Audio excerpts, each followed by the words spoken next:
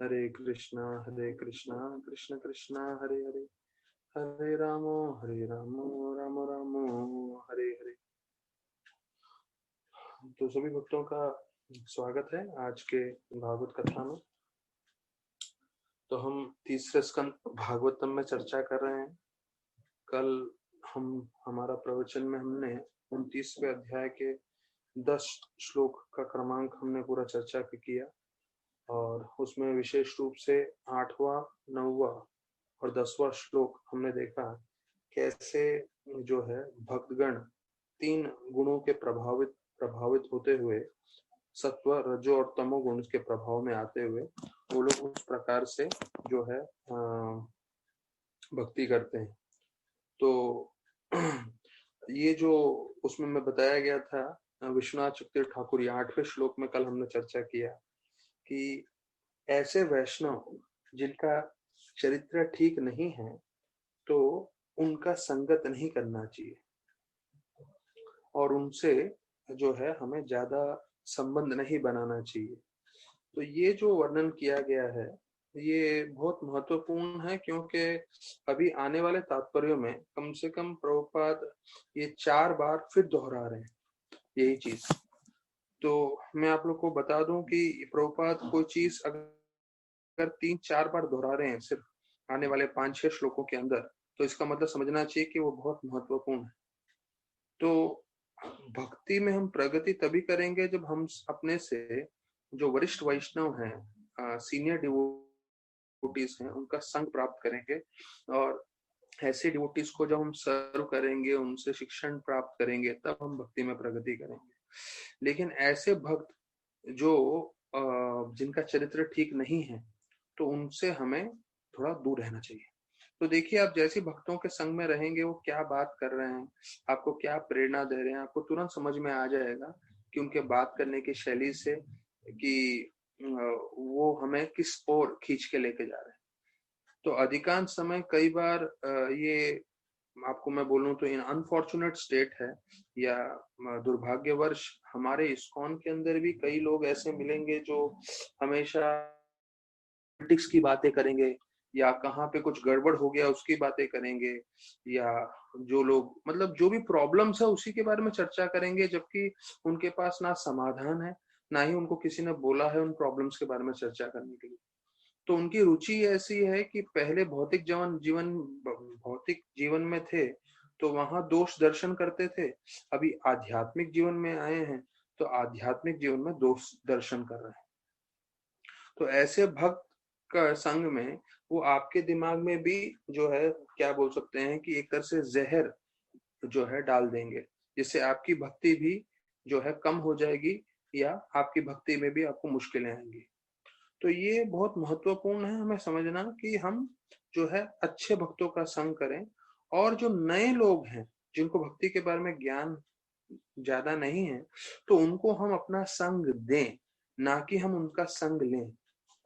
अब संग देना और संग लेने में क्या फर्क है?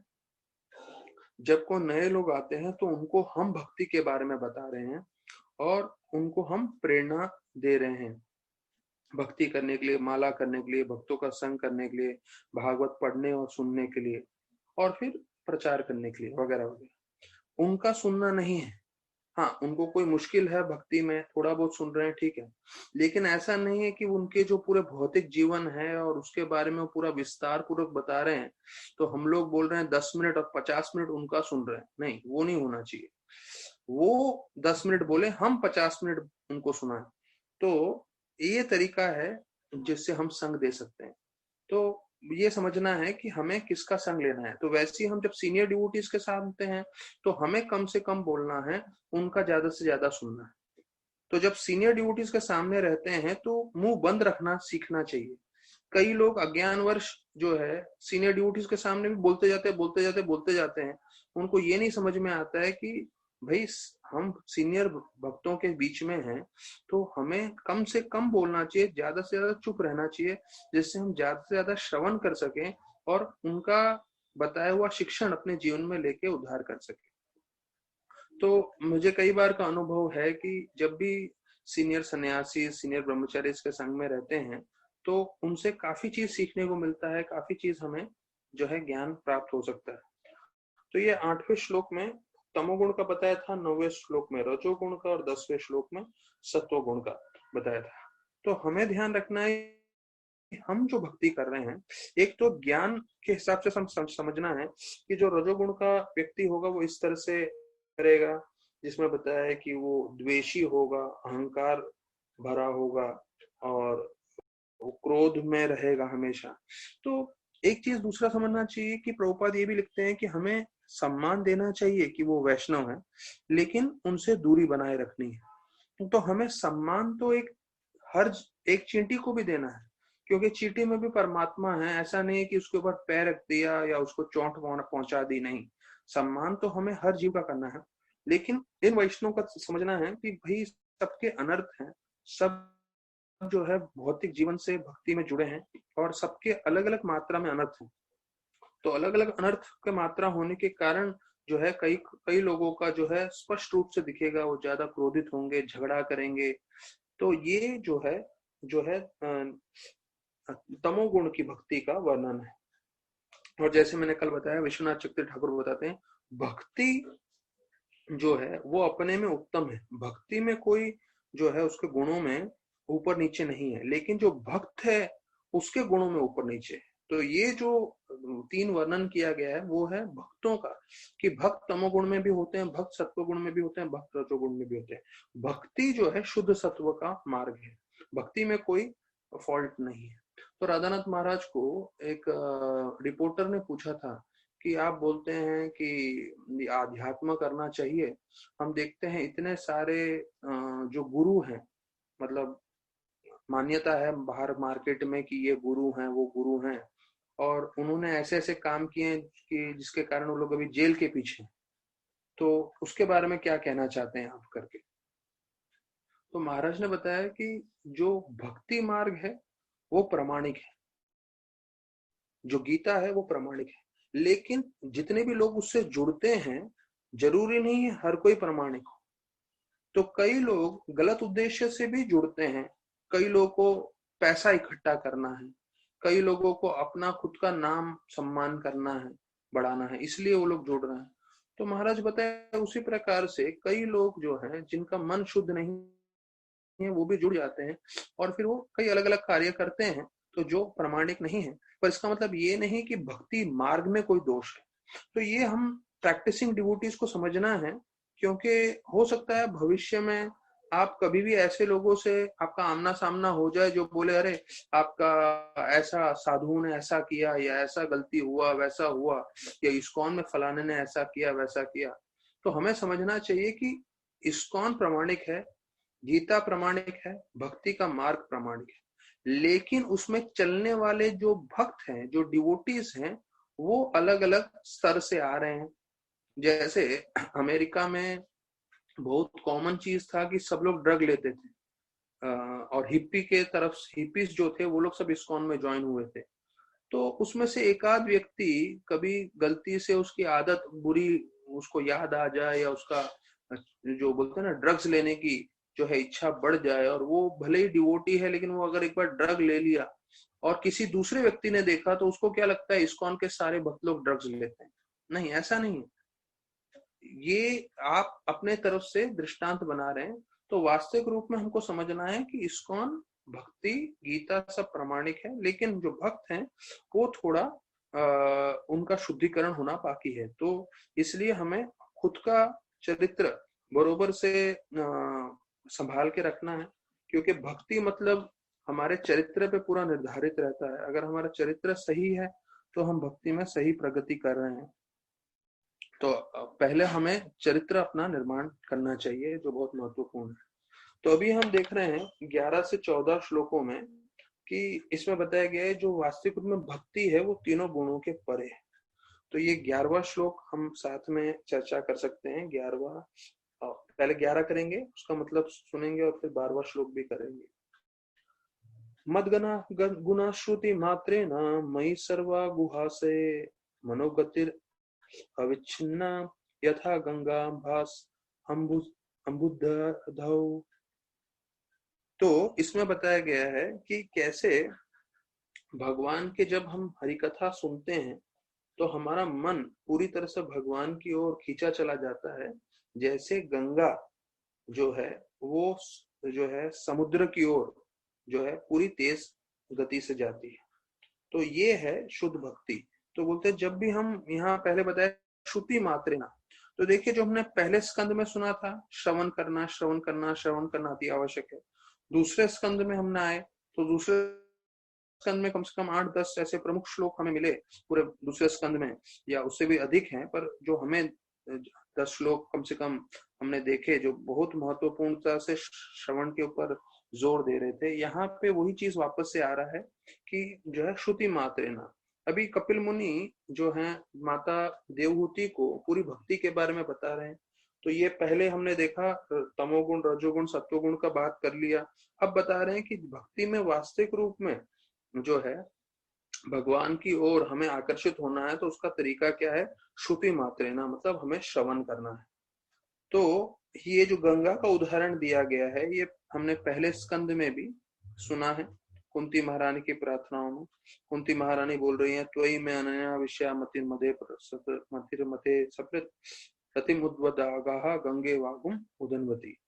तो बोल रहे हैं कि जिस तरह से गंगा हमेशा समुद्र की ओर जो है बहती चली जाती है, वो किसी भी चीज से रुकती नहीं है, तो उसी प्रकार से मेरा मन भी कृष्ण की ओर भागता हुआ जाए हमेशा। तो भले ही विकट परिस्थितियां आए मुश्किलें आए और उस सबको जो है उन सब से जो है बचते हुए मेरा मन आपकी ओर जाए। तो फिर आता है ये 12वां श्लोक, लक्षणम भक्ति योगस्य निर्गुणस्य ही उदारतम अहेतु की अव्यवहिता या भक्ति पुरुषोत्तम है। तो ये देखिए वापस से जो है हमने अभी तक सुना है भक्ति जो भागवतम के पहले स्कंद में दूसरे अध्याय में हमने सुना था, अहेतु की अप्रतिहता भक्ति होनी चाहिए। यहाँ पे भी वही वर्णन आ रहा है, अहेतु की मतलब बिना किसी हेतु के भक्ति करना चाहिए, अव्यवहिता मतलब कभी भी किसी समय पे वो रुकना नहीं चाहिए, तो वो भक्ति है। पुरुषोत्तम है मतलब भगवान कृष्ण के लिए। तो ये भक्ति के लक्षण है। तो जो कृष्ण भगवान ने बताया है, सुखदेव गोस्वामी ने बताया है, और वही चीज यहाँ पे कपिल मुनि भी वही चीज बता रहे हैं भक्ति के लक्षण क्या है। और वो शुरुआत होता है श्रवण मात्र से। तो यहाँ पे बता रहे हैं just after hearing about the transcendental qualities of the supreme personality of godhead.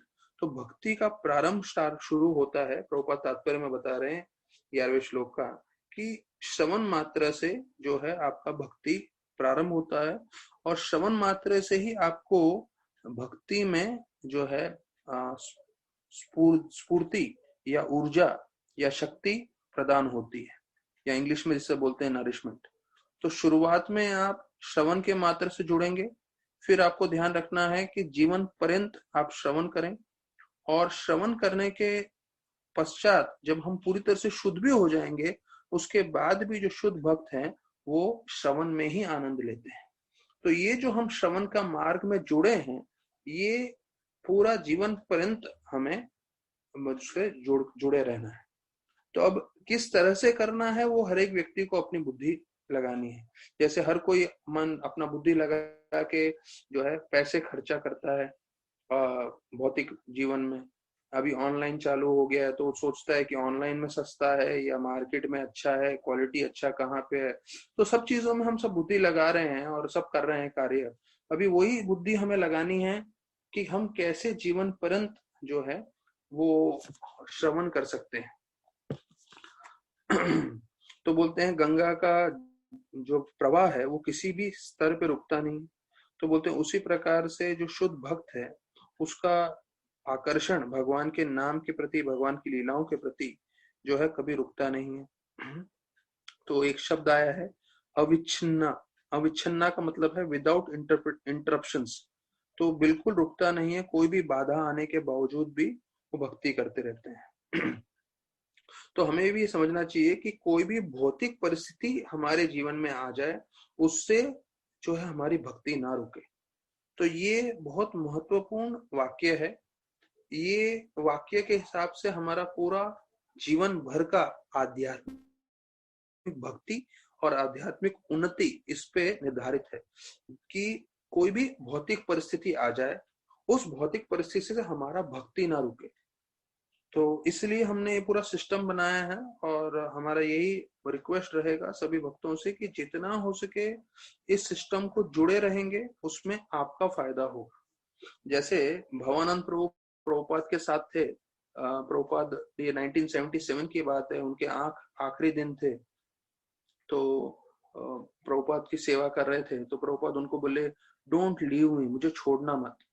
तो उनको लगा, भवानंद प्रभु को लगा कि हाँ शायद प्रभुपाद थोड़ा घबरा रहे हैं, उनका अंतिम समय आ रहा है, शरीर त्यागने वाले हैं। ये कुछ दिन पहले की बात है, जब वो शरीर त्यागने वाले थे, जब हल्का हल्का बोल रहे थे, तब वो बोल रहे थे भवानंद प्रभु को, मुझे छोड़ना मत। तो भवानंद प्रभु ने बोला, हाँ हाँ मैं बिल्कुल नहीं छोड़ूंगा, मैं आपके साथ हूँ, आपको सेवा कर रहा हूँ, मैं कहीं जा नहीं रहा हूँ। फिर प्रभुपाद ने कुछ घंटों के बाद जो है फिर से दूसरी बार बोला, और फिर बताया जाता है तब भी भवानंद प्रभु ने सेम जवाब दिया कि हाँ हाँ प्रभुपाद, मैं यहीं पे हूँ, मैं छोड़ के नहीं जा रहा हूँ आपको, मैं ध्यान रख रहा हूँ। तो अभी तक भवानंद प्रभु को क्या लग रहा था कि प्रभुपाद बोल रहे हैं मुझे छोड़ना मत, क्योंकि उनको लग रहा था कि प्रभुपाद को उनकी आवश्यकता है। तो प्रभुपाद का अंतिम समय है, तो प्रभुपाद शायद घबरा रहे हैं, इसलिए प्रभुपाद बोल रहे हैं मुझे छोड़ना मत। तो प्रभुपाद समझे कि 2 बार मैंने इसको बोला, इसको समझ में नहीं आया, तो तीसरी बार प्रभुपाद ने फिर से बोला मुझे छोड़ना मत। और फिर भवानंद प्रभु कुछ बोले, उससे पहले प्रभुपाद ने जवाब दिया, अगर तुम मुझे छोड़ दोगे तो तुम्हारा ध्यान रखने वाला कोई नहीं रहेगा। अब ये देखिए, अंतिम समय में प्रभुपाद ने कितना महत्वपूर्ण चीज बताया, क्योंकि प्रभुपाद एक आचार्य हैं, गुरु हैं, तो उन्होंने ये चीज बताया कि भाई मुझे छोड़ना मत, अगर मुझे छोड़ दोगे आप तो आपको ध्यान रखने वाला कोई नहीं रहेगा। तो वो चीज जो प्रभुपाद ने भवानंद प्रभु के लिए बोला, वो शायद इस्कॉन के सभी भक्तों के लिए बोला है कि अगर हम प्रभुपाद को छोड़ देंगे तो हमारा ध्यान रखने वाला कोई नहीं होगा। मैं आप लोगों को बता रहा हूं, ये मेरा खुद का अनुभव रहा है। मैं आपको कोविड का आज के तारीख में केस लेके भी बता दूंगा।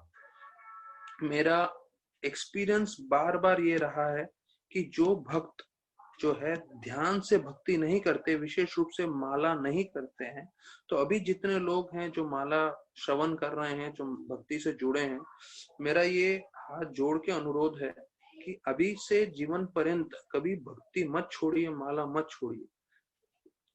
जो है, मैंने आप लोग को शायद इन्हीं प्रवचनों के बीच में पहले एक बार बोला था कि वो हमारे भक्त श्रवण भी करते हैं, लेक्चर भी सुनते हैं ओमकार प्रभु, तो अच्छे खासे आईवेस डिवोटी हैं, अच्छा खासा 16 माला कर रहे थे, और उसके बाद अचानक पता नहीं क्या हो गया, उनको माला बंद कर दिया। और हमारे बहुत कोशिश करने के बावजूद भी जो है वो भक्ति में जुड़ नहीं रहे, मतलब माला नहीं कर रहे हैं 16 माला, यहाँ तक कि उसने माला पूरी तरह से बंद कर दिया। और ये जो महाराज ने भी समझाया हुआ ये चीज हम लोग को, कि जब तक आप माला कर रहे हो मतलब आप कृष्ण भगवान का हाथ पकड़ रहे हो, तो कृष्ण भगवान का आप हाथ पकड़ के चलोगे तो हमेशा कृष्ण भगवान की कृपा सुरक्षा बनी रहेगी। लेकिन जैसे आपने माला बंद कर दिया, जैसी भक्ति बंद कर दी, तो ध्यान रखिए कृष्ण भगवान की कृपा जो है बंद हो जाती है। तो ये जो है ओमकार प्रभु, उनको जो है एक्सीडेंट हो गया, और भयंकर रूप से एक्सीडेंट हुआ, पूरा पैर फ्रैक्चर हो गया, पैर में रॉड डालना पड़ा। तो मैंने उनको जो है उनके लिए प्रार्थना अवश्य की लास्ट कार्तिक यात्रा में जब ये हुआ था, और मैंने उनको, और उसको कार्तिक यात्रा में वो आने भी वाले थे, पर फिर किसी कारणवश वो नहीं आए और पीछे ऐसी दुर्घटना हो गई। तो मैंने उनको स्पष्ट पूछा कि आप 16 माला कर रहे थे और जब ये एक्सीडेंट हुआ, तो उन्होंने बोला प्रभु जी नहीं, बंद कर दिया था मैंने माला। तो देखिए, ये बार बार एक ही चीज सामने आ रहा है, जब आप माला बंद कर देते हो, जब भक्ति बंद कर देते हो, तो उसके बाद देखिए कैसे जो है कर्मों का असर आने लगता है हम पे। अभी हाल ही में और डिवोटी हैं, इनिशिएटेड हैं, और मैं अच्छे से उनको जानता हूँ। मैं उनको कब से बोल रहा हूँ कि भाई माला में जुड़िए, हमारे सुबह के प्रोग्राम में जुड़िए, लेकिन वो नहीं जुड़ रहे हैं। माला का मुझे मालूम नहीं, यहाँ तक मुझे मालूम है उनका माला भी थोड़ा बहुत आगे पीछे हो रहा है। और हाल ही में मेरे को ये इन्फॉर्मेशन मिला कि उनको कोविड भी हो गया है। तो कोविड हो गया है तो अभी वो वापस से हॉस्पिटल में एडमिट हैं। तो हो सकता है कि अच्छे डिवोटी को भी हो ये सब चीजें, लेकिन एक चीज हमें समझना है कि कम से कम हम भक्ति अच्छे से करते रहें। तो अगर हम भक्ति अच्छे से कर रहे हैं तो विकट से विकट परिस्थिति भी अगर डिवोटी के लाइफ में आ जाएगी तो उसके पास पूरा जो है सहनशीलता रहेगी, उसको सहन करते हुए भक्ति करते हुए आगे बढ़ सकता है वो। लेकिन अगर आप नहीं करेंगे ये माला और भक्ति नहीं करेंगे अच्छे से, तो ये चीज आपको जो है बहुत दूर लेके जाएगी भगवान से और भक्ति से, और हमारे जीवन में बहुत सारे विकट परिस्थिति आ सकती है। तो यहाँ पे अच्छा दूसरा एक चीज है, कई बार डिवोटी के लाइफ में जो बहुत अच्छे से भक्ति करा उनके लाइफ में बहुत प्रॉब्लम आता है। जैसे भक्ति रसामृत महाराज, तो उनका ऐसा भयंकर एक्सीडेंट हो गया था। वो जब दिल्ली से वृंदावन जा रहे थे कार में, तो यहाँ तक कि उनको पूरे स्टिचेस लगे थे और पूरा उनका ऑपरेशन हुआ था। तो राधानाथ महाराज खुद ने बोला था इसके बारे में कि कृष्ण भगवान कभी कभी ऐसे कार्य करते हैं जो हम समझ नहीं सकते। क्योंकि भक्ति रसामृत महाराज जैसे व्यक्ति अभी जो पहले सन्यासी हैं बॉम्बे से देखा जाए तो, और राधानाथ महाराज ने उनको सन्यास के लिए रिकमेंड किया था और उन्होंने सन्यास दीक्षा भी दिया उनको। तो भक्ति रसामृत महाराज का अगर हम देखें कि कैसे जो है उन्होंने इतनी शुद्धता से भक्ति की है। वो इतने बड़े पोस्ट पे थे, स्टैंडर्ड चार्टर्ड बैंक में थे, इंजीनियर थे, और उसके बाद उन्होंने सब कुछ त्याग दिया और इतने सालों से हेतु की भक्ति कर रहे हैं। मतलब उनका शेड्यूल मैं आपको जस्ट बताऊं तो आप कुछ शॉक्ड हो जाएंगे। जो वृंदावन में टेम्पल प्रेसिडेंट थे कितने सालों तक, वो तकरीबन सुबह उनका 4:10 को मंगल आरती होती है प्रभुपाद समाधि पे। तो उनका एवरीडे 3:30 बजे का उठने का फिक्स्ड है, और रात को सोते सोते उनको रोज 10, 10:30, 11, 12 भी बजते, लेकिन 3:30 बजे रोज उनका उठना था। और ऐसा उन्होंने सालों साल जो है फॉलो किया भक्ति रसामृत महाराज ने। उसके बाद ऐसा एक्सीडेंट हो गया। तो ये एक दूसरा चीज है समझना भक्तों के लिए कि कभी कभी जो भगवान के सक्षम भक्त होते हैं उनके जीवन में प्रॉब्लम देते हैं। उसका उद्देश्य ये है कि हम जैसे भक्त सीख सकें कि भाई जब तकलीफ आती है तो कैसे भक्ति बनाए रखना चाहिए। तो भक्ति रसामृत महाराज के मन में एक रंच मात्र भी जो है शंका नहीं हुई कि क्यों मेरे साथ ऐसा हुआ, इतना बड़ा एक्सीडेंट क्यों हो गया मेरे साथ, और इतने सारे स्टिचेस क्यों लगे वगैरह वगैरह। तो जो शुद्ध भक्त होते हैं, जो इतने ऊंचे स्तर पे होते हैं, वो एकदम सक्षम रहते हैं चाहे कुछ भी आ जाए उनके जीवन में। तो ये दो चीज है, एक जो शुद्ध भक्तों के जीवन में होता है वो हमें सीखने के लिए, दूसरा हमें अपने लिए ध्यान रखना है कि हम कभी भी माला ना छोड़ें। ये जो श्रवण कीर्तन कर रहे हैं वो बिल्कुल ना छोड़ें। तो यहाँ तक कि ये जो हम भागवत कथा सुनते हैं, भागवत कथा में बताया जाता है हम साक्षात कृष्ण भगवान के संग में हैं। तो देखिए भले ही हमें बहुत आनंद आए ना आए, पर हमें ये मालूम है भागवतम साक्षात कृष्ण है और उसके संग में हम हैं। जब हम कथा करते हैं तो 1 घंटा, 1.25 घंटा जो भी हमारा जा रहा है, हमें समझना चाहिए कि हम बहुत भाग्यशाली हैं जिससे हम कृष्ण के प्रभुपाद के संग में हैं हम लोग, और उनकी पूरी कृपा हमें मिल रही है। तो अहेतु की मीन्स का मतलब बता रहे हैं ये प्रभुपाद तात्पर्य में कि हेतु नहीं होना चाहिए, विदाउट रीजन। तो हम जब भक्ति करते हैं तो भक्ति करने के पीछे हमारे मन में कोई भी भौतिक या आध्यात्मिक फायदा नहीं होना चाहिए। तो यही चीज जो है अन्य अभिलाषिता शून्यम, उसका वर्णन किया है। तो ये चैतन्य चरितामृत में भी कोट किया है, और भक्ति रसामृत सिंधु जो किताब है रूप गोस्वामी को, उसके बारे में भी बताया गया अन्य अभिलाषिता शून्यम, अर्थात हमारी कोई और अभिलाषा नहीं होनी चाहिए। तो यहाँ पे थोड़ा हेवी है क्योंकि उन्होंने बोला है आध्यात्मिक भी अभिलाषा नहीं होनी चाहिए। तो भौतिक तो अभिलाषा नहीं होनी चाहिए, वो हम समझ सकते हैं, पर आध्यात्मिक भी अभिलाषा नहीं होनी चाहिए। मतलब हमारे मन में ये नहीं होना चाहिए कि कब मैं वृंदावन जा सकूंगा, कब मैं जो है अलग अलग जो भक्तों के मन में आध्यात्मिक इच्छाएं होती हैं वो भी नहीं रखना है। जो कृष्ण भगवान हमें दे रहे हैं हमारे जीवन में, हाथ जोड़ के नम्रता से पूरी भक्ति करते हुए उसे स्वीकार करना है। अव्यहिता मतलब रुकना नहीं चाहिए। तो बोलते हैं 24 घंटा भक्त को सेवा करना चाहिए, और उसको ऐसे, प्रभुपाद का तात्पर्य बहुत महत्वपूर्ण है, बोल रहे हैं हर मिनट हर सेकंड वो किसी न किसी तरह से भगवान की किसी न किसी सेवा में नियुक्त तो रहना चाहिए। देखिए ये कितना महत्वपूर्ण है कि हमारा हर मिनट हर सेकंड जो है, तो अभी ऐसा नहीं हो रहा है। अभी क्या हो रहा है, क्योंकि हमारे मन में बहुत सारे अनर्थ हैं, हमारी बहुत सारी इच्छाएं हैं भौतिक रूप से, तो हम उन इच्छाओं के प्रति आकर्षित हो जाते हैं। जैसे शायद हो सकता है कोई पिक्चर के गाने देख रहे हैं, कोई पिक्चर देख रहे हैं, कोई क्रिकेट मैच देख रहे हैं, कोई गेम्स खेल रहे हैं वगैरह वगैरह। तो ये समझना है कि अभी क्या है, हमारे अनर्थ हैं इसलिए हम कर रहे हैं, पर धीरे धीरे धीरे धीरे हमें ये ज्ञात होना चाहिए कि हमें शुद्ध भक्ति की ओर जाना है और हमारा पूरा समय भगवान में लगे रहना चाहिए। तो अव्यवहिता is that the interest of a devotee and the interest of Supreme Lord are on the same level. Prabhupada लिख रहे हैं कि हमारी इच्छा और भगवान की इच्छा एक समान होनी चाहिए। The devotee has no interest but to fulfill the transcendent desire of the Lord। तो हमारी कोई और इच्छा नहीं होनी चाहिए, सिर्फ एक ही इच्छा होनी चाहिए कि हम भगवान की इच्छा पूर्ति करें।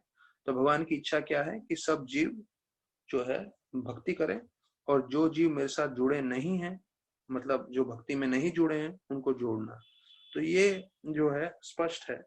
अभी आज हम भक्ति सिद्धांत ठाकुर के जब उनका लीलामृत में आज ये वर्णन आने वाला है कि वो उनका तिरोभाव हो गया है, तो तिरोभाव होने से पहले वो शिक्षण देते हैं सभी भक्तों को, जो बहुत महत्वपूर्ण है। तो अभी देखिए ये हमारे परम गुरु हैं, हमारे आचार्य हैं भक्तिसिद्धांत ठाकुर। अब भक्तिसिद्धांत ठाकुर शरीर त्यागने से पहले कुछ मुख्य शिक्षण अपने सभी शिष्यों के लिए छोड़ के हैं। तो अगर आप देखें 1931 में उन्होंने शरीर त्यागा, तो तकरीबन आज से 90 साल पहले। तो उनको उनके जो गौड़िया मठ के जितने भक्त थे उनके लिए उन्होंने शिक्षण दिया, पर निश्चित रूप से जो भी उनके अनुयायी हैं, जो भी उनके परंपरा में आने वाले भक्त हैं, वो सबको वही ज्ञान देना चाहते थे, वो सबको ये शिक्षण देना चाहते थे जो महत्वपूर्ण शिक्षण है। तो जिससे हम लोग आज जो है आज उस पर चर्चा करेंगे कि कैसे उन्होंने वो शिक्षण दिया और वो कितना महत्वपूर्ण है हमारे जीवन में। फिर 13वां श्लोक हम लोग साथ में चर्चा कर सकते हैं। सालोक्य सारिष्टि सामीप्य सारूप्य एकत्वाम अपि उता दीयमानाम न गृह्णन्ति विना मत सेवनम जनः। तो इसमें बताया गया है शुद्ध भक्त जो है सालोक्य सारिष्टि सामीप्य सारूप्य और एकत्व, ये कोई भी मुक्ति जो है स्वीकार नहीं करते जबकि भगवान उनको स्वयं देते हैं। ये 13वां श्लोक का वर्णन किया गया है। तो चैतन्य महाप्रभु ने सिखाया शिक्षाष्टकम में, न धनम न जनम न सुंदरीम कविता व जगदीश का में मम जन्मने जन्मनेश्वर बहुता भक्ति अहेतु की द्वय। तो बोलते हैं ना हमें भौतिक रूप से कुछ भी चाहिए, हमें सिर्फ एक ही चीज चाहिए, वो है भक्ति। तो मम जन्मनी जन्मनी, तो यहाँ बताया गया है कि भक्त को ये भी नहीं चाहिए कि वो जन्म मृत्यु के चक्कर से बाहर निकले, वो हर परिस्थिति में सिर्फ सेवा करना चाहता है। तो बोलते हैं devotee satisfied to remain even in this material world and execute devotional service. तो देखिए ये स्पष्ट बता रहे हैं कि एक भक्त अगर पूरी तरह से भक्ति में उसका मन लगा हुआ है, तो वो इस भौतिक जगत में रहते हुए भी संतुष्ट है, तो उसको मुक्ति भी नहीं चाहिए, वो यहीं पे संतुष्ट है। क्यों? क्योंकि वो पूरी तरह से भक्ति में लगा हुआ है। तो सालोक्य मतलब हमने पहले चर्चा किया हुआ है, पर इस श्लोक में प्रभुपाद पूरा इसका मतलब बता रहे हैं, जो भक्तों को चाहिए तो लोग मार्क कर सकते हैं। 13वें श्लोक में बताया गया है कि सालोक्य मतलब उसी लोक में रहना जहाँ पे भगवान रहते हैं। तो बोलते हैं भौतिक जगत में सबसे सर्वोत्तम लोक है सूर्य, तो वहां पे भी जीव रहते हैं। जैसे वैज्ञानिक लोगों को शायद लग रहा था अग्नि में कोई जीव जंतु नहीं रह सकते, पर अभी उनको मालूम चला कि नहीं, अग्नि में भी एक बैक्टीरिया होता है जिसे फायर बैक्टीरिया बोलते हैं, तो अग्नि में भी जीव जंतु रहते हैं। तो वैसे ही जो सूर्य सन प्लैनेट है, सूर्यलोक, वहां पे भी जीव रहते हैं। और इमं विश्वते योगम, और पूरा गीता में वर्णन आता है कि कैसे उनको भी गीता का ज्ञान दिया गया है। राधानाथ महाराज बता रहे थे कि जो लोग सन प्लैनेट पे रहते हैं जीव, मुख्य चीज ऐसा है कि उनको वहां पे गर्मी नहीं लगता। सोचिए, सूर्यों में रह रहे हैं, सूर्य लोक में, पर उनको गर्मी नहीं लगता, तो वैसा उनका शरीर होता है।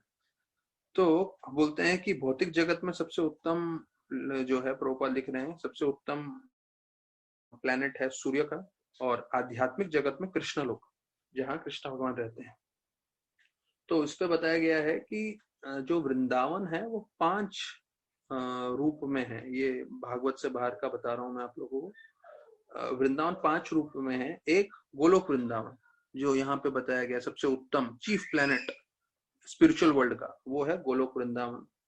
तो एक वृंदावन गोलोक वृंदावन है। दूसरा वृंदावन है भौम वृंदावन, जहाँ कृष्ण भगवान 5000 साल पहले आए थे, तो वो भी एक वृंदावन है जहाँ कृष्ण भगवान ने लीला की। मतलब वही गोलोक वृंदावन का छवि इस भौतिक जगत में है। तो ये दूसरा वृंदावन है।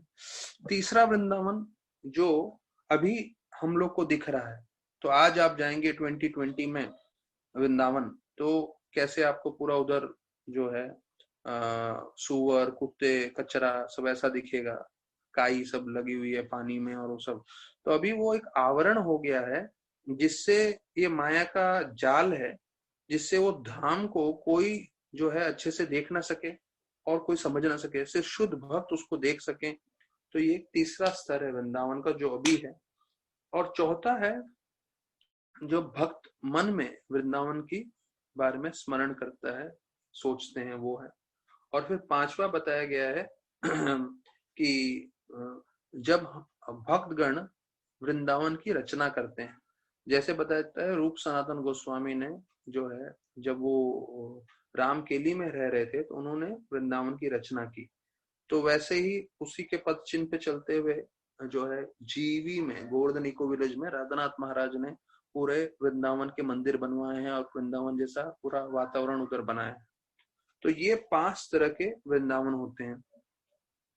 तो यहाँ पे बताया गया, प्रभुपाद बोल रहे हैं कि आध्यात्मिक जगत में सबसे उत्तम जगह है कृष्ण लोक, गोलोक वृंदावन। तो मैंने पहले भी बताया है कि वैकुंठ भी है, लेकिन वैकुंठ के ऊपर है द्वारका, उसके ऊपर है मथुरा, और उसके ऊपर सबसे उत्तम है वृंदावन। और वृंदावन सबसे उत्तम इसलिए माना जाता है क्योंकि वहां पे भक्तगण कृष्ण भगवान से सिर्फ प्रेम करते हैं। इसलिए प्रेम नहीं करते क्योंकि वो पूर्ण पुरुषोत्तम भगवान है, वो इसलिए प्रेम करते हैं क्योंकि वो उनके इतने उनके तरफ आकर्षित हो जाते हैं, इसलिए वो उनसे सिर्फ प्रेम करते हैं। तो प्रभुपाद आगे बता रहे हैं 13वें श्लोक में, कृष्ण लोक में जब भगवान रहते हैं तो भगवान का जो शरीर से प्रकाश निकलता है, तो वो प्रकाश आध्यात्मिक और भौतिक जगत में भी आता है। तो मतलब ये मैंने लाइन इसलिए मार्क किया है आप लोग के साथ चर्चा करने के लिए कि हम लोग जो इतनी मेहनत कर रहे हैं, रोज सुबह उठ के माला करते हैं, रोज हम भागवतम सुन रहे हैं, इतनी मुश्किल से हम सब माला नियम पालन करने की कोशिश कर रहे हैं, तो ये समझना चाहिए कि जो हम आध्यात्मिक जगत की ओर जाने के लिए मेहनत कर रहे हैं, वहां भगवान का सिर्फ शरीर का प्रकाश जो है बताया जाता है, वो पूरे के पूरे आध्यात्मिक जगत में विद्यमान है। तो हम सोच नहीं सकते भौतिक बुद्धि से कि क्या होगा भगवान का शरीर, जिसका प्रकाश आध्यात्मिक जगत में पूरी तरह से विद्यमान है और वही प्रकाश भौतिक जगत में भी आता है। यहाँ तक कि बोलते जो सूरज को रोशनी मिल रही है, वो भगवान के शारीरिक प्रकाश के द्वारा जो है वो रोशनी मिलती है। तो ये एक चीज है कि जब हम आध्यात्मिक जगत जब पहुंचेंगे, तब हमको लगेगा कि ये भौतिक जगत जो है, तब हमें समझेगा कि किस जगह पे थे हम। और ये हमें जो जैसे बोलते हैं जो उसने कोई गलती करता है तो उसको दंड देते हैं, तो वैसी जीव जो अलग से भोग इच्छा करना चाहता था, उसको इस भौतिक जगत में भेजा गया है। अभी और दूसरे जो भगवान के जो ये दिए गए हैं, वर्णन किया गया है सालोक्य मुक्ति के बारे में बताया था अभी। सारिष्टि, सारिष्टि मतलब जितना भगवान का ऐश्वर्य उसके समान आपको ऐश्वर्य मिलना। सामीप्य से प्रभुपाद तात्पर्य में बोल रहे हैं। सामीप्य मतलब भगवान के संगी आप सेवा कर सकते हैं, आप भगवान के संग में रहोगे। और सारूप्य मतलब आपको वैसे ही रूप मिलेगा जैसे भगवान का रूप है, चतुर्भुज रूप, तो वो सब आपको प्राप्त होगा। तो फिर बताते हैं, प्रहलाद महाराज प्रार्थना कर रहे हैं कि अभी देखिए हम लोग सब भौतिक चीजों की तरफ आकर्षित हैं। प्रभुपाद बताना चाहते हैं इस प्रहलाद महाराज के प्रार्थना से कि कैसे प्रहलाद महाराज बोल रहे हैं कि मैंने अपने पिता के पास जो है भौतिक ऐश्वर्य देखा है, और वो भौतिक ऐश्वर्य ऐसा था कि देवता भी उनके सामने तुच्छ थे, सारे देवता भी उनकी सेवा करते थे, और देवताओं के पास भी ऐसा ऐश्वर्य नहीं था। लेकिन एक पल भर में, मतलब एक सेकंड में बता रहे हैं, आपने उनका पूरा का पूरा भौतिक समृद्धि खत्म कर दिया। तो हिरण्यकशिपु के पास ऐसा था कि वो स्वर्ग लोक में बैठ के राज कर रहे थे और सारे देवता उनकी सेवा कर रहे थे, लेकिन भगवान नरसिंह देव के रूप में आके उनको पूरा क्षण भर में समाप्त कर दिया। तो यही चीज समझना है कि भौतिक रूप से हमारे पास कुछ भी हो, पर वो एक पल के एक क्षण में जो है वो निकल सकता है हमारे हाथ से। तो इसलिए आध्यात्मिक रूप से भक्ति करना अति आवश्यक। तो प्रभुपाद इस श्लोक का अंत कर रहे हैं, बोल रहे हैं भक्त जो होता है वो ना भौतिक ना आध्यात्मिक चीजों के पीछे पड़ता है, उसका सिर्फ एक ही इच्छा है, मैं भगवान की सेवा करना चाहता हूँ। और प्रभुपाद लिखते हैं, ये पंच लाइन है अब डिवोटीज के लिए, that is the highest happiness. सबसे बड़ा आनंद क्या है? मैं किसी भी परिस्थिति में हूं, चाहे कुछ भी आ जाए, कोई भी जो है समय हो, कोई भी परिस्थिति हो, मैं सिर्फ एक ही चीज करना चाहता हूं, वो है भगवान की सेवा। अगर वो आपका मन का सोच है तो बताया जाता है आप सबसे ऊंचे आनंद में आपका मन रहेगा। क्योंकि अगर आध्यात्मिक रूप से भी हमारे मन में ये है कि मुझे अगर ये मिल जाए, मुझे वो मिल जाए, तो अभी जैसे कई लोगों के मन में था कि इस बार मायापुर जाने मिलता तो अच्छा रहता था, लेकिन अगर हम मन पूरी तरह से कार्तिक यात्रा में मायापुर का ही सोच के बैठे तो शायद हमें नहीं मिल रहा है, क्योंकि लॉकडाउन में कैंसिल कर दिया है पूरा कार्तिक यात्रा। तो भक्त जो होता है, जो भी परिस्थिति में चल रहा है उसको स्वीकार करता है, लेकिन हर परिस्थिति में वो पूरी तरह से भगवान की सेवा करता रहता है। और यहाँ पे वो वर्णन है, that is the highest happiness.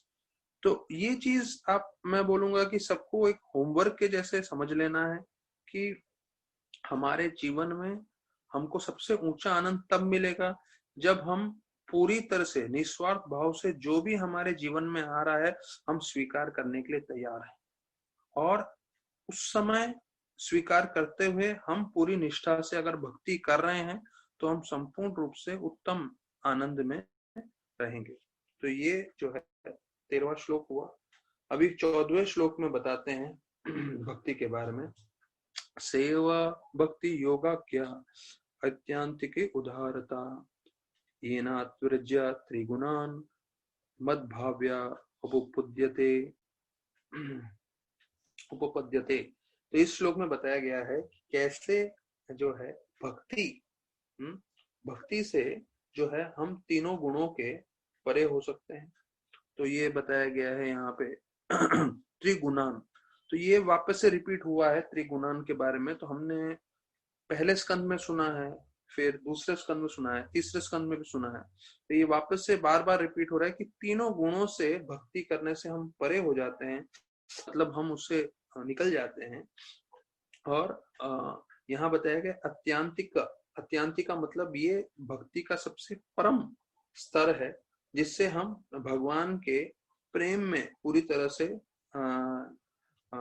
प्रवेश करते हैं, भगवान की सेवा में, और उससे फिर हम प्रेम तक पहुंचते हैं जो भगवान के साक्षात संपर्क में हमें प्राप्त होता है। तो प्रभुपाद लिख रहे हैं कि हम शरीर नहीं हैं, या हम ब्रह्मास्मि का मतलब है, लेकिन ये वही लोग समझ सकते हैं जो लोग पूरी तरह से भक्ति करते रहते हैं। प्रभुपाद लिख रहे हैं कि this is applicable to only those persons who constantly engage in devotional service of Krishna and is thus in the translate stage and he is above of 3 modes. तो अभी हमें 3 गुणों से परे होना है।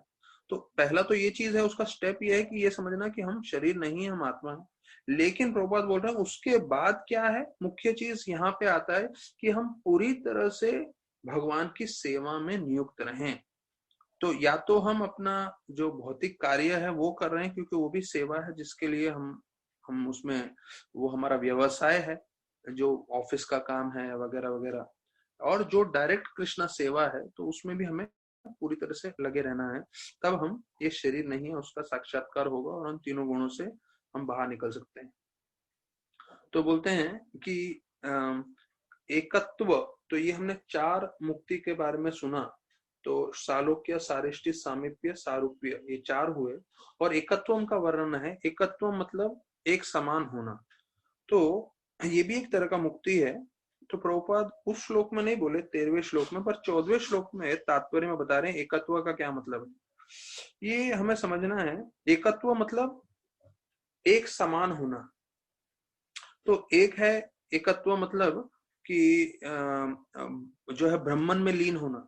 तो वो कई बार प्रभुपाद ने चर्चा किया है कि वो बिल्कुल स्वीकार नहीं करते हम लोग, क्योंकि जो भक्त होते हैं वो जो है ये एकत्व मुक्ति नहीं स्वीकार करते। प्रभुपाद बोल रहे हैं लेकिन जो लोग भक्ति में लगे हैं, जैसे अभी हम लोग श्रवणम में लगे हैं, तो वो लोगों को एकत्व मुक्ति तुरंत प्राप्त हो जाती है।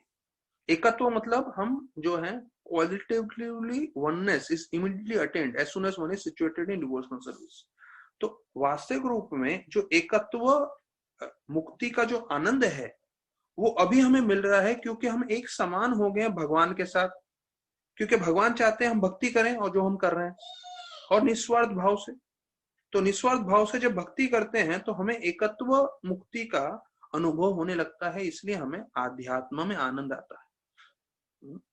तो भले ही हमें पैसा नहीं मिल रहा है, ना आपको पैसा मिल रहा है, ना मुझे पैसा मिल रहा है, फिर भी हम अपना समय इसमें दे रहे हैं क्योंकि हमें आनंद आ रहा है। और ये आनंद क्या है, ये मुक्ति का, एकत्व का आनंद है। इतना उत्तम आनंद है जो अधिकांश योगी जीवन पर्यंत भक्ति कर, जीवन पर्यंत जो है ध्यान करते हैं कि उनको एकत्व का मुक्ति मिले। वो एकत्व का मुक्ति का आनंद भक्तों को अभी मिलता है, यही इसी शरीर में बैठे बैठे श्रवण करते हुए। तो जितना हमारा शुद्धिकरण और होता जाएगा, हम उतना ही इसी में आनंद और भोगते जाएंगे। और ये समझना है कि कृष्ण भगवान असीमित है, अनलिमिटेड है, वैसे ही भगवान के संपर्क में आने वाला आनंद भी असीमित है, अनलिमिटेड है। भौतिक रूप से आप कुछ भी आनंद दे लीजिए, समय के बाद उसका आनंद कम होगा ही होगा, क्योंकि हम इस शरीर में हैं और इस शरीर जो है समय जाते जाते उसका नाश होने ही वाला है, उसकी शक्ति कम होने ही वाली है।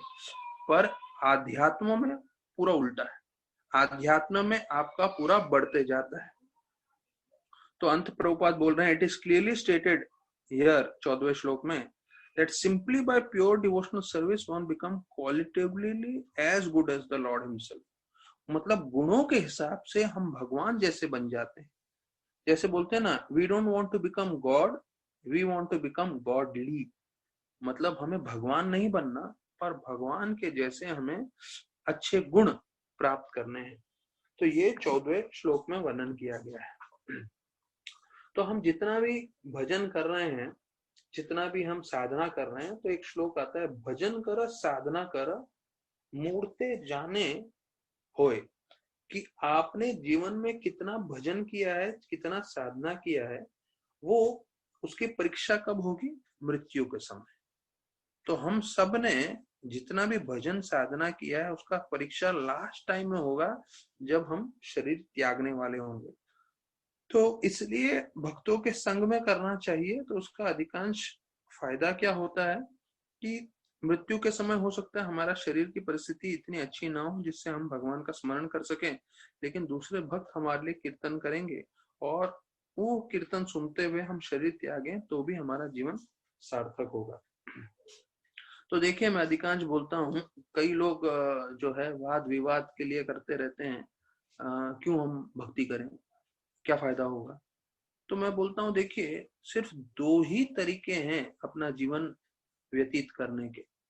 एक जो शास्त्रों में बताया गया है, दूसरा जैसे ये बताया गया है यतो मत ततो पथ, मतलब जो आपका मन में आए वो आप मार्ग चल अपनाए। ये बहुत फेमस है, प्रभुपाद ने भी कई बार कोट किया, यतो मत ततो पथ, मतलब जो मेरे मन में आएगा वो मैं करूंगा, नहीं तो मेरे रिश्तेदार ने जो बताया वो करूंगा, या मैंने कोई किताब पढ़ी है तथाकथित लेखकों की तो वो करूंगा। तो अभी देखिए पूरी दुनिया में सिर्फ ये दो ही वैरायटी के लोग, एक जो पूरे तरह से शास्त्र पालन करके भक्ति कर रहे हैं, वो ठीक है ऊपर नीचे हो रहा है चलेगा, पर वो प्रामाणिक लोग हैं। उसके अलावा पूरी दुनिया में सब लोग अपने हिसाब से सब कर रहे हैं, उनको लग रहा है ये ठीक है वो ठीक है, और उनको लग रहा है मतलब मैंने ऐसा सुना हुआ है एक आध बार, तो बोलते हैं मैं क्यों उसका क्यों सुनूं मैं, तो उसका मतलब किसी शास्त्र का सुनना है, हम किसी व्यक्ति का नहीं सुन रहे। और शास्त्र मतलब पूर्ण पुरुषोत्तम भगवान श्री कृष्ण का गीता में जो बताया वो सुन रहे हैं। तो दो ही चॉइस है, या तो गीता सुनिए, गीता के हिसाब से अपना जीवन व्यतीत करिए, या अपने हिसाब से। और अपने हिसाब से देखिए पूरी दुनिया में क्या हालत हो गई, उसके बाद भी लोगों के मन में ये चीज समझ में नहीं आएगा कि भाई मुझे गीता के हिसाब से जीवन व्यतीत करना है, तो अपना भी नाश करेंगे और जो भी वो कार्य करेंगे दूसरे लोगों को भी हानि ही पहुंचाएंगे। अभी मुझे बताने की जरूरत नहीं है मार्केट में क्या चल रहा है, सबको मेरे से ज्यादा जितने भी श्रवण कर रहे हैं भक्तगण उनको शायद ज्यादा मालूम है, क्योंकि मैं तो सिर्फ ज्यादा भागवतम और प्रचार में ही लगा हूँ। आप लोगों को न्यूज चैनल में मालूम है क्या चल रहा है बाहर। तो जब गीता का ज्ञान हम प्राप्त नहीं करेंगे और अपने हिसाब से जीवन कर व्यतीत करेंगे, अपना भी नाश करेंगे दूसरों लोगों का भी नाश करेंगे। और सबसे बड़ा खतरा ये होगा कि आप इस जीवन के अंत के बाद हो सकता है आपको मानव योनि भी ना मिले, फिर आपको जो है पुनः जन्म दूसरे योनियों में जाना पड़ेगा, फिर पुनः जन्म लेते हुए आपको ऊपर आना पड़ेगा।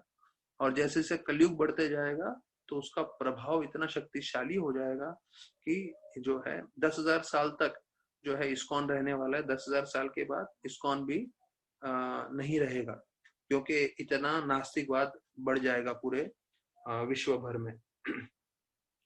तो यहाँ पे फिर आगे बताया गया है 15वें श्लोक में, यहाँ पे भी 15 से 19 श्लोकों में जो है यहाँ बताया गया है कि भक्ति करने के लिए हमारा मन शुद्धिकरण करने के लिए क्या क्या हमें कार्य करने चाहिए, ये जो है एक एक श्लोक में बताया गया है। तो उसमें हम आते हैं, पर एक और चीज बताया गया है, एक चार्वक मुनि करके थे, ये थोड़ा भागवत से हटके है, पर क्योंकि एक श्लोक में है, संस्कृत श्लोक में, और प्रभुपाद ने भी कई बार कोट किया हुआ, इसलिए मैं आप लोगों को बता रहा हूँ। ऋणम कृत्वा घृतम पीवेत यावत जीवेत सुखम जीवेत। हाँ, तो ये बोल रहे हैं ऋणम कृत्वा घृतम पीवेत, घृतम घी के बारे में बता रहे हैं। तो प्रभुपाद भी जी उन्होंने बताया था कि जब भी भोजन बने तो वो जो है घी में बनाते थे कई बार। तो अभी संभव नहीं है, कलयुग बढ़ते जा रहा है और घी बहुत महंगा भी है, और दूसरा है असली घी मिल भी नहीं रहा है मार्केट में, जो मिलता है वो शुद्ध घी है कि नहीं मालूम नहीं। पर कई कई ऐसे गौशाला हैं या कहाँ कहाँ है जहाँ से आपको शुद्ध घी मिल सकता है। और हमारे कई भक्तगण भी हैं जो गौशाला चलाते हैं, जीवी में हैं, फिर एक तलाश्री में हैं, फिर आगे हमारे दामोदर दुलाल प्रभु भी गौशाला चलाते हैं। तो वहां सब जगह पे थोड़ा शुद्ध घी मिलने के चांस हैं। पर ये बोलते हैं यावत जीवित सुखम जीवित।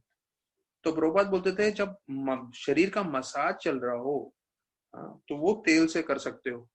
सो शरीर के बाहर के लिए तेल, लेकिन शरीर के अंदर के लिए घी, तो वो बहुत जरूरी है। तो बोलते हैं जब तक आप जियोगे सुखी जियोगे अगर आप घी में खा रहे हो। तो जस्ट आपको इन्फॉर्मेशन दे रहा हूँ कि ये संस्कृत के श्लोक हैं और ये काफी कोटेड श्लोक हैं।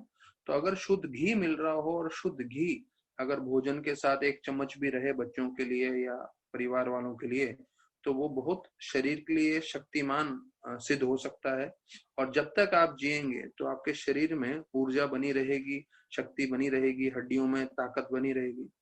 और यहाँ तक कि मैंने ऐसे भी भक्तगणों से सुना है कि जो लोग निरंतर जीवन भर मतलब घी खाए हैं, तो बुढ़ापे तक, मृत्यु के समय तक उनका शरीर पूरा तंदुरुस्त रहा है और अधिकांश लोगों के समान उनको बीमारी और ये सब तकलीफें नहीं आई हैं। तो ये बहुत महत्वपूर्ण है हमें जानना कि शुद्ध घी अगर प्राप्त हो सके और उसमें अगर भोजन मिल सके तो भगवान को भोग चढ़ा के वो स्वीकार करें तो हमारे शरीर के लिए बहुत लाभदायक है घी। तो हमारे श्रीनाथ जी प्रभु जो नहीं हमारे बीच में, तो उनको तो जो है हर चीज टेस्ट करने की आदत थी। तो उन्होंने क्या किया कि घी भेज दिया लेबोरेटरी में चेक करने के लिए कि भैया ऐसा तो नहीं है घी खा के हमारे शरीर के जो आर्टरीज है वो ब्लॉक हो जाएंगे और हमको हार्ट अटैक आएगा, जो तेल खाने से होता है अधिकांश समय। तो अधिकांश समय जो हम तेल का खाना खाते रहते हैं तो उससे जो है जो हेल्थ के लिए इतना अच्छा नहीं है और उससे बताया जाता है हमारा कोलेस्ट्रॉल लेवल बढ़ जाता है या आर्टरीज वो सब ब्लॉक हो जाते हैं। तो उन्होंने घी भेजा लेबोरेटरी में, शुद्ध घी गाय का। तो लेबोरेटरी में टेस्ट होकर आया और बताया जाता है कि जो शुद्ध गाय का घी है उससे कभी भी आपको जो है ब्लॉकेजेस का प्रॉब्लम जिंदगी में नहीं आया। भले ही आपने ज्यादा मात्रा में घी भी खा लिया हो तो उससे जो है आपके शरीर में कोई नेगेटिव क्वालिटी नहीं होगा, उसका कोई हानि नहीं होगा। ये साइंटिफिकली लेबोरेटरी में प्रूव चीज है। ये इसमें ऐसा कोई पदार्थ नहीं है जो ब्लॉक करेगा और जो ये सब करेगा। तो ये एक अलग सा चीज था। तो अभी 15वें श्लोक में दो चीज का वर्णन आया है कि हमें अपना कार्य करना चाहिए स्वधर्म बिना किसी भौतिक इच्छा के। तो ये तो हमने शुरुआत में पहले स्कंद से सुन रहे हैं हम भागवतम में कि हमें जब भी हम कार्य कर रहे हैं तो वो कार्य करते समय हमें भौतिक इच्छा नहीं रखनी चाहिए। और दूसरा कि हमें अपना आध्यात्मिक कार्य जो है वो करते रहना है बिना अहिंसा के। तो अभी अहिंसा क्या है प्रभुपाद जी तात्पर्य में विस्तार पूर्वक बताने वाले हैं। तो प्रभुपाद पहले बोलते हैं कि ब्राह्मण मतलब जो इंद्रियां संयम करे, जो सरलता से जीवन बताए, जो स्वच्छ रहे और जो शास्त्रों में पारंगत हो या शास्त्रों का ज्ञान हो, ये ब्राह्मण के लक्षण है प्रभुपाद बता रहे हैं। तो क्लीन मतलब प्रभुपाद बोलते थे कि ब्राह्मण दिन में जो है कम से कम 3 बार नहाते हैं, 3 बार। तो 3 बार नहीं तो कम से कम 2 बार तो नहाएंगे ही ब्राह्मण। तो ये ब्राह्मण का लक्षण है। तो वो स्वच्छ रहते हैं, बाहरी रूप से स्वच्छ रहते हैं और अंतरंग रूप से भी स्वच्छ रहते हैं। अंतरंग रूप से स्वच्छ रहने के लिए वो जप करते हैं और भागवत सुनते हैं, बोलते हैं। और बाहरी रूप से स्वच्छ रहने के लिए जो है स्नान दिन में 2-3 बार करते हैं। तो प्रभुपाद और भक्तगण जो है वो हर बार मैंने देखा है सारे इवन ब्रह्मचारी गण जो है सुबह को जो है मंगल आरती से पहले स्नान करते हैं, फिर दोपहर से एक बार स्नान करते हैं, फिर शाम को एक बार स्नान करते हैं। तो अधिकांश भक्त 3 बार स्नान करते ही हैं। तो बताया जाता है फिर क्षत्रिय मतलब जिसको राजपाट करना हो और वो रणभूमि से डरता नहीं है। और एक और क्षत्रिय का वर्णन है कि क्षत्रिय जो है वो दान पुण्य करते हैं। वैश्य मतलब जो अलग अलग चीजों का आदान प्रदान करते हैं, गैया को बचाते हैं, गौ सेवा करते हैं और धान्य में जो है खेती में उनकी रुचि रहती है। तो ये वैश्य है। और शूद्र मतलब ये जो तीनों ऊपर के ब्राह्मण क्षत्रिय वैश्य हैं उनकी सेवा करते हैं क्योंकि वो ज्यादा बुद्धिमान नहीं होते। तो कलयुग में बताया गया है सब लोग शूद्र ही हैं क्योंकि सब लोग जो है किसी न किसी के अंडर में ही काम कर रहे हैं। तो ये वर्णन है प्रभुपाद जैसे बता रहे हैं। तो अभी बोल रहे हैं ब्राह्मण जो है अपनी बुद्धि लगा के भगवान की सेवा कर सकता है। तो क्षत्रिय जो है उसको जो युद्ध नीति आती है उससे सेवा कर सकता है। जैसे अर्जुन ने उन्होंने युद्ध किया और उनके पास समय नहीं था शास्त्र पढ़ने के लिए, और वो बहुत वास्तविक रूप में अध्यात्म के हिसाब से बहुत बुद्धिमान भी नहीं थे। क्यों? क्योंकि वो रणभूमि में युद्ध कर रहे थे। फिर बोलते हैं प्रभुपाद उदाहरण दे रहे हैं व्रज धाम में जो है जो लड़कियां थी गोपियां, तो वो लोग सिर्फ गैया का ध्यान रखती थी और खेती बाड़ी का देखती थी। लेकिन जो है सबसे परम भक्त माने गए हैं वो भी नंद महाराज भी। तो ये लोग सब वैश्य बनते हैं, वैश्य के स्तर में आते हैं। वो लोग कोई भी पढ़े लिखे नहीं थे लेकिन सब कृष्ण की सेवा करते थे, सब कृष्ण से प्रेम करते थे और जो कुछ भी उनके पास था वो कृष्ण को अर्पण करते थे। तो प्रभुपाद बता रहे हैं ये तो चलिए अभी मतलब जो ब्राह्मण हैं, क्षत्रिय हैं और वैश्य का वर्णन किया है, अभी उन सबको छोड़ दीजिए। प्रभुपाद अभी जो है कलयुग के लोगों के लिए बोल रहे हैं, और बोल रहे हैं यहाँ तक कि सबसे निम्न वर्ग के चांडाल या शूद्र, वो लोग भी भगवान की सेवा कर सकते हैं। और उदाहरण के रूप में बोलते हैं विदुर जी, वो शूद्रानी के पुत्र थे, अर्थात विदुर भी शूद्र थे, लेकिन विदुर जी की उन गिनती आती है सबसे महान भक्तों में। क्यों? क्योंकि वो पूर्णता भगवान की सेवा में लग्न थे। तो ये हमें समझना है कि हम जन्म से हमारा कुछ भी हो, जैसे बताया जाता है कि हम लोग सब जो है इतने आध्यात्म में हमें उन्नति नहीं हुई है, लेकिन जब से हमें ज्ञान मिलना चालू हो उससे बाद हम पूरी तरह से भक्ति करने लगे, पूरी तरह से अपना मन साफ रखने की कोशिश करें और जो है भगवान की सेवा करें, तो भगवान हमसे पूरी तरह से प्रसन्न हो सकते हैं। तो यहाँ बताते हैं कि विदाउट बिना किसी कारण के हमें भगवान की हमेशा सेवा करनी चाहिए और कभी ये सेवा रुकनी नहीं चाहिए, और हमें उस स्तर पे आना है जिससे हम स्पॉन्टेनियसली भक्ति कर सकें, अर्थात जो है हम अपने आप ही हर चीज जो है भगवान को अर्पण करें, भगवान का स्मरण करें। तो ये स्पॉन्टेनियस मतलब 24 घंटे हम अपने आप रूप से भक्ति कर सकें, उस स्तर पे हमें आना चाहिए। तो इस्कॉन में हम जुड़े हैं, हमें समझना चाहिए हम क्यों आए हैं इस्कॉन में।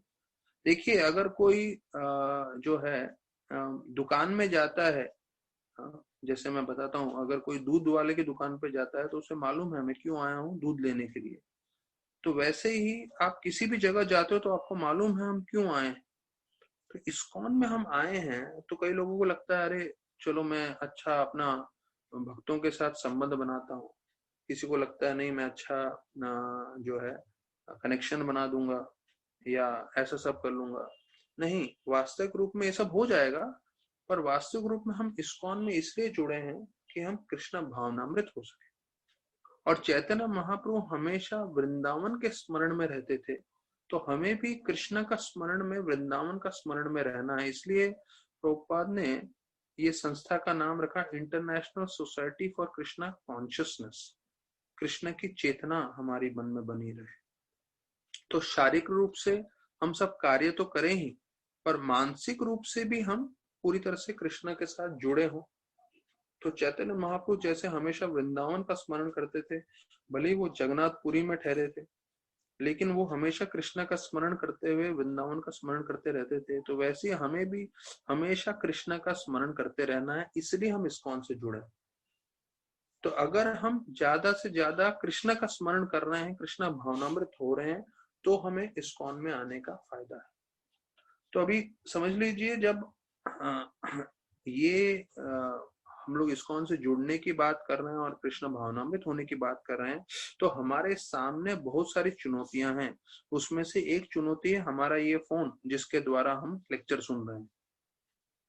तो ये जो फोन है, स्मार्टफोन, उसमें इंटरनेट है और वगैरह वगैरह। तो आप सोचिए, अर्जुन 5000 साल पहले बोलते हैं कि मन बहुत चंचल है, मन बहुत जो है परेशान करता है, चंचल ही मन कृष्ण प्रमाथि बलवत दृढ़म। हाँ, जबकि उस वक्त में इंटरनेट नहीं था, स्मार्टफोन नहीं था, व्हाट्सएप नहीं था, फेसबुक नहीं था, यूट्यूब नहीं था, उसके बाद वो बोल रहे हैं चंचल ही मन कृष्ण। तो सोचिए अभी वो चंचलता कितनी बढ़ गई है। तो हमें ध्यान रखना है कि ये जो चीज है वो हम अगर सही तरह से उपयोग नहीं करेंगे तो वो हमारे जो है मन को कृष्ण से दूर ले जाने में पूरी तरह से सक्षम रहेगा। तो इस चीज का हमें ध्यान रखना है। तो ये बार बार बताया जा रहा है, क्योंकि बार बार दोहराने का कर्तव्य एक ही है कि हम इस सब चीज से जो है बहुत ध्यान पूर्वक इसका उपयोग करें। तो सनातन गोस्वामी बताया जाता है जब साकार मलिक थे और वो हुसैन शाह के राज में काम करते थे, तो वो दिन भर जो है उनके जैसे मुसलमान के जैसे कपड़े पहन के पूरा दिन भर का कार्य करते थे।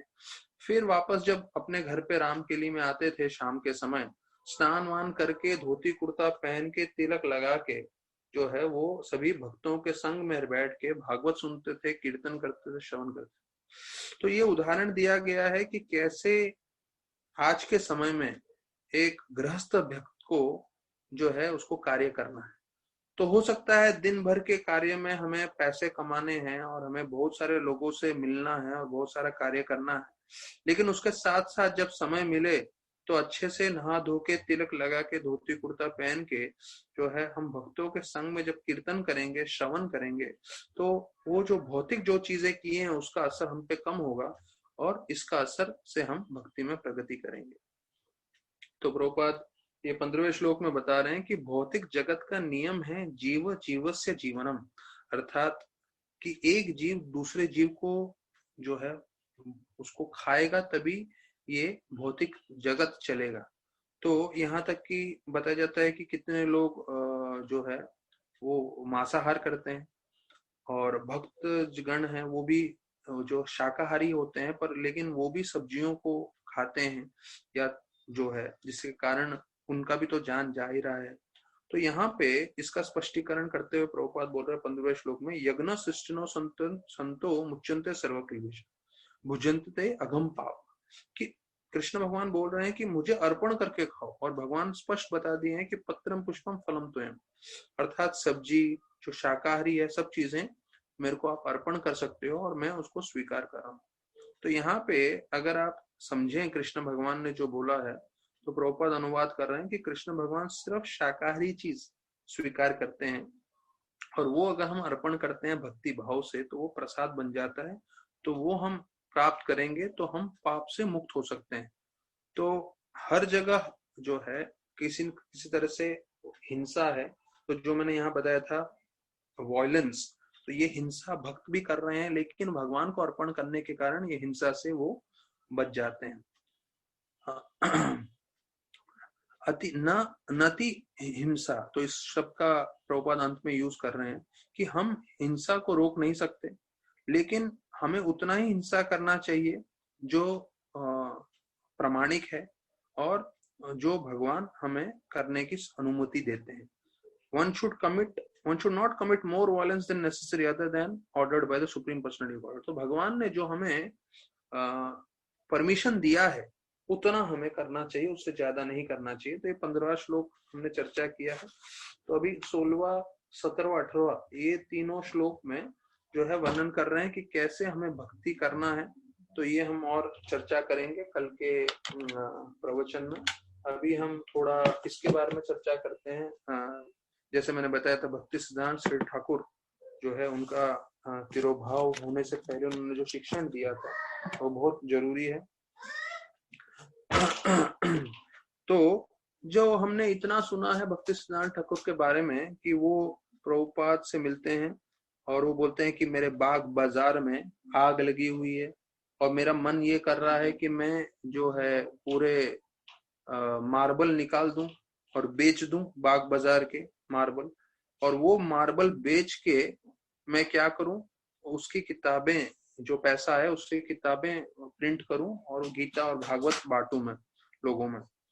तो ये देखिए ये भक्तिसिद्धांत ठाकुर का बहुत पुराना इच्छा था और वही चीज हम देखते हैं प्रभुपाद ने पूरी तरह से आगे बढ़ाया है। तो यहाँ बोल रहे हैं कि प्रभुपाद को भक्तिसिद्धांत ठाकुर अपने मन का जो चिंता था वो बता रहे थे, लेकिन प्रभुपाद क्या कर सकते थे, प्रभुपाद भी गृहस्थ थे और वो बाहर रह रहे थे।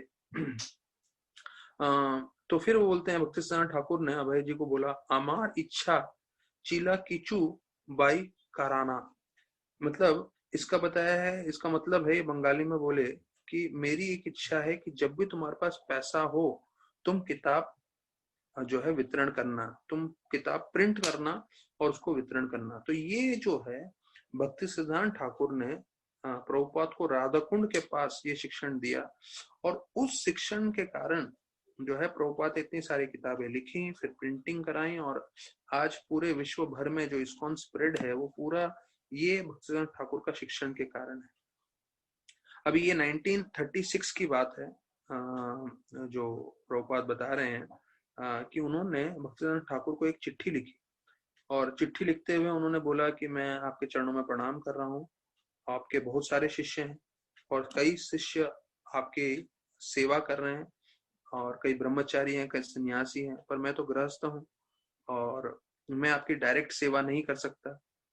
और मैं हो सकता है कभी कभी थोड़ा पैसा भेज के मदद कर रहा हूँ, पर मेरे लिए कोई खास सेवा हो तो आप मुझे आदेश करिएगा। तो 2 हफ्ते के बाद प्रभुपाद जी को अपने गुरु महाराज भक्तिसिद्धांत ठाकुर का चिट्ठी आया।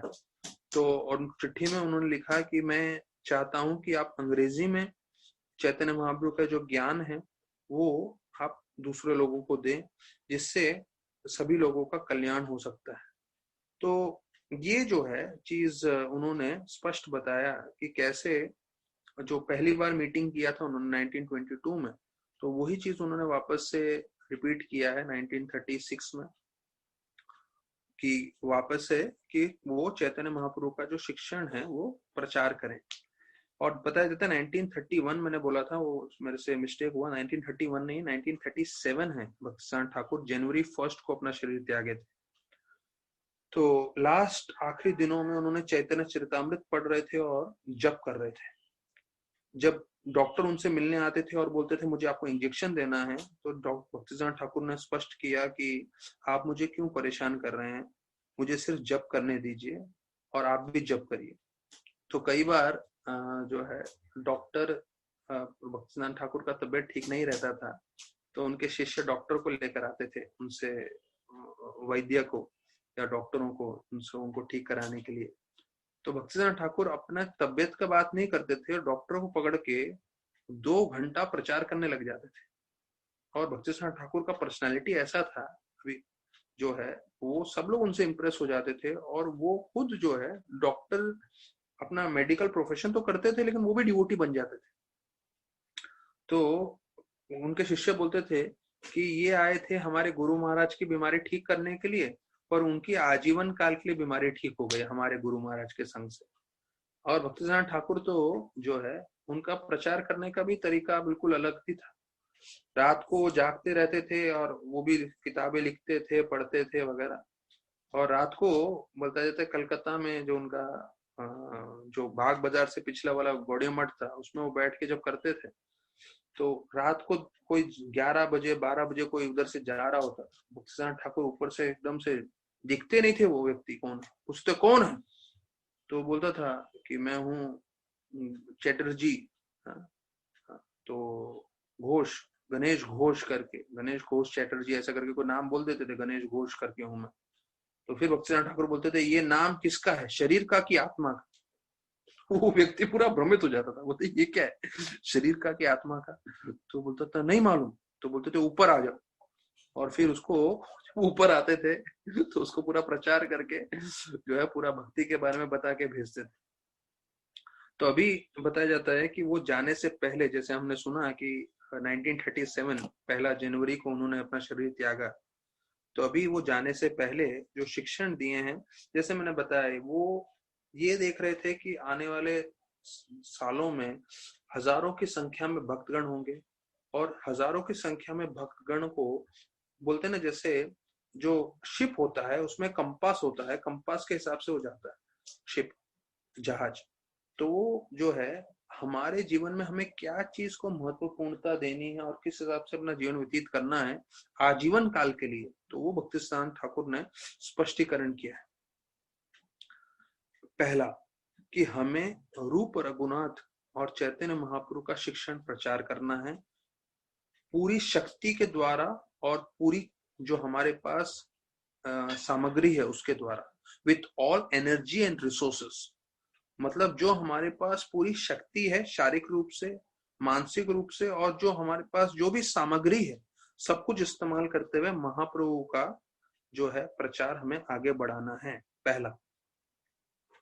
दूसरा, हमें बनना है रूप गोस्वामी रघुनाथ दास गोस्वामी चरण धूली, अर्थात हमें हमेशा हमारे आचार्य गण का दास अनुदास बन के रहना है। तीसरा, हमें हमेशा कोऑपरेट करना है गुरु के निर्देशन में, मतलब झगड़ा नहीं करना है।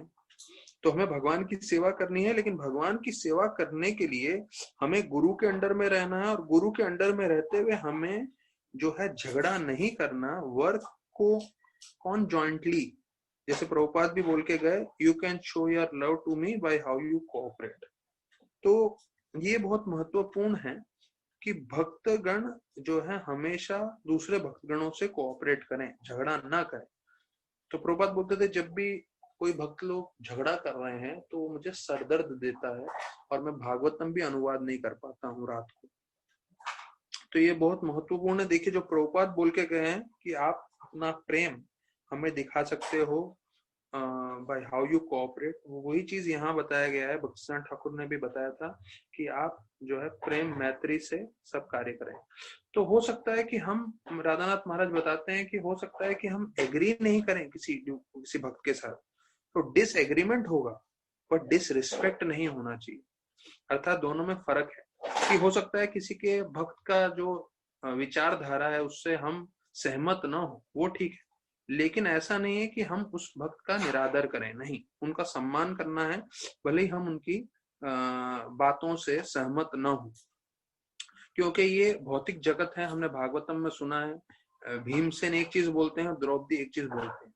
भीमसेन बोलते हैं अश्वत्थामा को मार दो, द्रौपदी बोलते हैं छोड़ दो। तो भगवान के शुद्ध भक्तों में भी मतभेद हो सकता है, तो वो तो चलिए संभव है। तो ये हमें मान के चलना है, ये सब मतभेद रहेगा, पर उसके साथ साथ हमें कोऑपरेट करना है। तो बोलते हैं you should live somehow or the other without any quarrel in this mortal world only for the service of Godhead। तो ये वही बात होगी कि झगड़ा नहीं करना। Do not please give up the service of Godhead in spite of all dangers, all criticisms, all discomforts। देखिए ये अगला पॉइंट बता रहे हैं, शायद चौथा या पांचवा आ रहा है कि किसी भी हालत में भगवान की सेवा, भगवान की भक्ति नहीं छूटनी चाहिए, भले ही हमारे जीवन में बहुत सारे खतरे आए, बहुत सारे लोग हमारी निंदा करें या बहुत सारी तकलीफें आए। ये तीन चीज बोल रहे हैं ना, कि बहुत सारे खतरे आएंगे हमारे जीवन में, बहुत सारे लोग हमारी निंदा करेंगे या बहुत सारी तकलीफें आएंगी। तो बोलते हैं हमें जो है डिसअपॉइंटेड नहीं होना चाहिए। तो बोलते हैं क्योंकि अधिकांश लोग इस भौतिक जगत में, भक्तिसिद्धांत ठाकुर बोल रहे हैं, वो भगवान की सेवा नहीं करते। हाँ, तो उनको देख के हमें अपनी सेवा भगवान की नहीं छोड़नी चाहिए, जो हमारा सब कुछ है, which is everything and all. Neither reject the process of chanting and hearing the transcendental name of God. और फिर बोल रहे हैं कि जो हमें आध्यात्मिक चीज मिला है वो है भगवान का नाम जब श्रवण करना और भगवान का नाम जब जो है कथा सुनना, तो उसको कभी नहीं छोड़ना चाहिए। तो इसको जप करते हुए हमें दो गुण लगते हैं, जिसे बोलते हैं नम्रता और सहनशीलता, patience and forbearance, like a tree. और फिर उस श्लोक को बोल रहे हैं तनादपि सुनीचेना तरोरपि सहिष्णुना माने ना मान देना कीर्तने सदा। तो देखिए ये उन्होंने 5-6 शिक्षण बताए हैं, कितना महत्वपूर्ण शिक्षण है हमारे लिए। जो भक्त जीवन पर्यंत भक्ति करना चाहते हैं कि वो कृष्ण भगवान की हमेशा सेवा करते रहें, झगड़ा नहीं करें, प्रचार करें, हाँ, भक्तों का जो है सहनशीलता रखें और अपनी भक्ति कभी ना छोड़ें। और ये जो श्रवण कीर्तन का मार्ग है वो कभी भी हमारे जीवन में बंद ना हो, और सहनशीलता से और नम्रता से जीवन पूरा व्यतीत करें। तो ये उनके आखिरी शिक्षण थे भक्तिसिद्धांत ठाकुर के। तो बताया जाता है कि उन्होंने फिर बताया था कि 12 लोग जो है जीबीसी बने, जो पूरी तरह से गौड़ीय मत को चलाएं। तो ये भी उनकी इच्छा थी। तो अभी ये बोलते हैं उनका एक चिट्ठी है, वो उसमें लिख रहे हैं कि मेरा आशीर्वाद है सभी लोगों को जो मेरे साथ हैं और जो नहीं है उनके लिए भी, कि हमारा एक ही कर्तव्य है, वो है भगवान के नाम का प्रचार। ऐसा बोलते हुए बताया था सुबह 5:30 बजे जनवरी 1 को उन्होंने अपना श्वास छोड़ दिया। तो प्रभुपाद ने जैसे ही सुना तो बहुत रोने लग गए और वो बहुत दुखी हो गए। और फिर जो है इतने सालों से वो कलकत्ता जाते थे, वृंदावन जाते थे, ये बोलते हुए कि मैं बिजनेस के टूर के लिए जा रहा हूँ, पर वास्तविक रूप कारण ये था कि वो अपने गुरु महाराज से मिलना चाहते थे। और जैसे अभी उनके गुरु महाराज का देहांत हो गया, उसके बाद वो हमेशा ये सोचने लगे अभी मैं जो है कैसे मिलूंगा उनसे, अभी तो उनका विरह में रहना पड़ेगा। और फिर जो है वो एक चीज और समझ गए थे कि मुझे ज्यादा दुखी नहीं होना है। क्यों? क्योंकि भक्तिसार ठाकुर जैसे आचार्य सिर्फ महाप्रभु का प्रचार करने के लिए इस जगत में आते हैं, और जब वो इस जगत से जाते हैं वो कहीं और जाते हैं सिर्फ उसी कार्य के लिए, प्रचार करने के लिए। लेकिन फिर भी उनको अपने गुरु का विरह लग रहा था। तो ये चीज हमें भी समझना है कि ये बहुत महत्वपूर्ण है, हमें भी ये ज्ञान आध्यात्मिक रूप से, कि कैसे हमें हमेशा गुरु के संपर्क में रहना है और उनकी सेवा करनी। तो ये हम लोग कल अभी ठीक 4 बजे मिलेंगे और फिर भागवत कथा हम आगे बढ़ाएंगे। बहुत बहुत धन्यवाद सभी भक्तों का। हरे कृष्णा।